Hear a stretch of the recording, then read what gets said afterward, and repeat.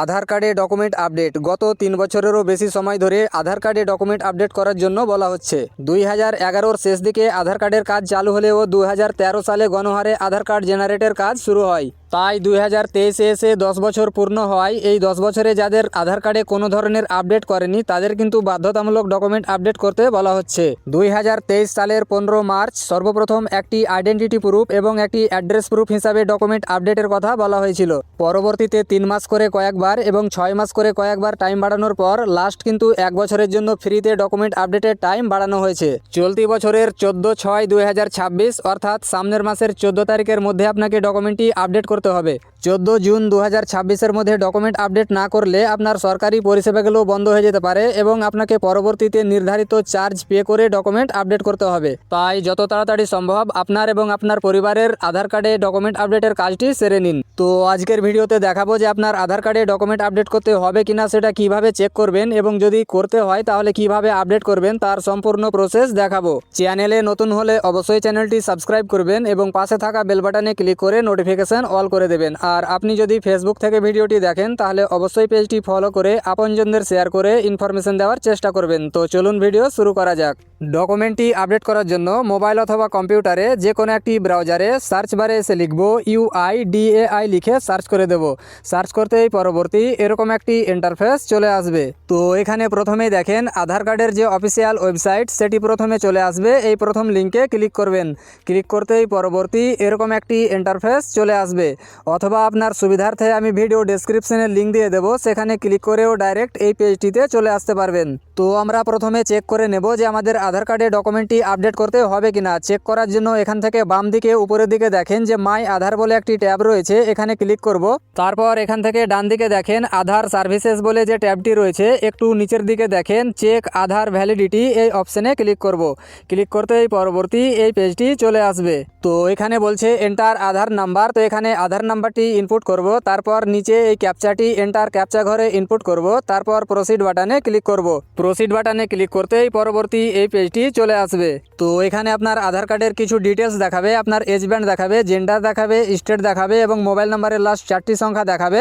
এবং নিচের দিকে লক্ষ্য করেন যে এখানে কিন্তু বলা হচ্ছে যে আপনার আধার নাম্বারে একটি আইডেন্টিটি প্রুফ এবং একটি অ্যাড্রেস প্রুফের রিকোয়ার্ড রয়েছে। যাদের আধার কার্ডে নিচের এই লেখাটা শো করবে না তাদের আধার কার্ডে ডকুমেন্ট আপডেট করার প্রয়োজন নেই। আপনার বা আপনার ফ্যামিলির প্রত্যেকটা আধার কার্ড চেক করে নেবেন যে ডকুমেন্ট আপডেট চাইছে কিনা। তো এবার ডকুমেন্টটি আপডেট করার জন্য নিচে এখানে গো টু ড্যাশবোর্ড এই বাটনটিতে ক্লিক করব অথবা ডাইরেক্ট এই হোম পেজে চলে আসব।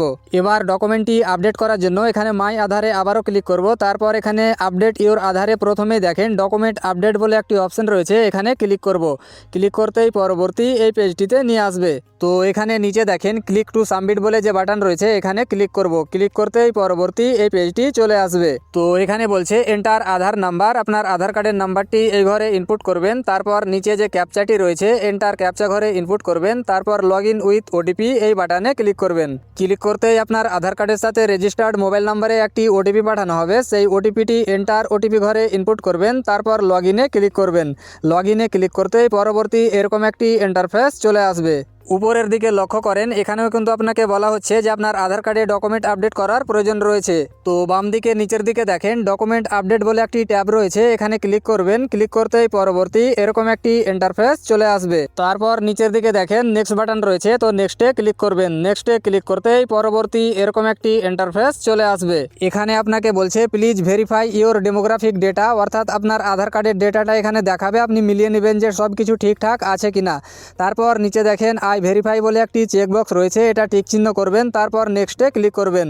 নেক্সটে ক্লিক করতেই পরবর্তী এই পেজটি চলে আসবে এবং এখানে বলা হচ্ছে গাইডলাইন ফর আপলোডিং ডকুমেন্ট, আপনি যে ডকুমেন্টটি আপলোড করবেন সেটি অবশ্যই 2 MBর মধ্যে হতে হবে এবং supporting file format JPG, PNG এবং পিডিএফ আকারে আপলোড করতে পারবেন। তারপর এখানে নিচে দেখেন please upload proof of identity document, identity document হিসাবে একটি ডকুমেন্ট আপলোড করতে হবে। তার জন্য এখানে select valid supporting document type, এখানে ক্লিক করব। এখান থেকে যে ডকুমেন্টটি আপনার কাছে থাকবে সে ডকুমেন্টটি এখান থেকে সিলেক্ট করবেন। আমি আইডেন্টিটি ডকুমেন্ট হিসাবে ভোটার কার্ড দিতে চাই, তাই ভোটার কার্ডটি সিলেক্ট করব। আপনার পছন্দ অনুযায়ী বা আপনার কাছে যে ডকুমেন্টটি আছে সেটি সিলেক্ট করে নেবেন। ডকুমেন্টটি সিলেক্ট করতেই এরকম একটি পপ আপ আসবে, এটা অ্যাকসেপ্ট করবেন। তারপর ডকুমেন্টটি আপলোড করার জন্য সিলেক্ট সাপোর্টিং ডকুমেন্ট এখানে ক্লিক করবেন। ক্লিক করতে এরকম একটি পপ আপ আসবে, এটা কন্টিনিউ টু আপলোডে ক্লিক করবেন। তারপর আপনাকে ফাইল লোকেশনে নিয়ে যাবে, যেখানে ডকুমেন্টটি রাখা আছে সেটা সিলেক্ট করবেন, তারপর ওপেনে ক্লিক করবেন। তো দেখেন যে ডকুমেন্টটি আপলোড হয়ে গেছে। একইভাবে একটি অ্যাড্রেস প্রুফ আপনার পছন্দ অনুযায়ী সিলেক্ট করে আপলোড করে দিবেন। দুটি ডকুমেন্টটি আপলোড হয়ে গেলে নিচে দেখেন একটি চেকবক্স রয়েছে, এটা অ্যাকসেপ্ট করবেন, তারপর নেক্সটে ক্লিক করবেন। নেক্সটে ক্লিক করতেই পরবর্তী এরকম একটি পপ আপ চলে আসবে। এখানে আপনাকে বলছে যে আপনার ডেমোগ্রাফিক ডেটার সাথে আপনার আপলোড করা ডকুমেন্ট সেম রয়েছে কিনা। তো এখানে ওকে বাটনে ক্লিক করবেন। ক্লিক করতেই পরবর্তী এরকম একটি ইন্টারফেস চলে আসবে। এখানে বলা হচ্ছে 14/6/2026 পর্যন্ত সার্ভিসটি ফ্রি রয়েছে। তো এখানে সাবমিট বাটনে ক্লিক করবেন। সাবমিটে ক্লিক করতেই পরবর্তী এরকম ইন্টারফেস চলে আসবে এবং আপনার সাকসেসফুলভাবে সাবমিট হয়ে যাবে। তারপর এখানে ডাউনলোড অ্যাকনলেজমেন্টে ক্লিক করে অ্যাকনলেজমেন্ট স্লিপটি ডাউনলোড করে নেবেন পরবর্তী স্ট্যাটাস চেক করার জন্য। তো এভাবে খুব সহজেই আপনার মোবাইল ফোন দিয়েও আপনার আধার কার্ডে ডকুমেন্টটি আপডেট করে নিতে পারবেন।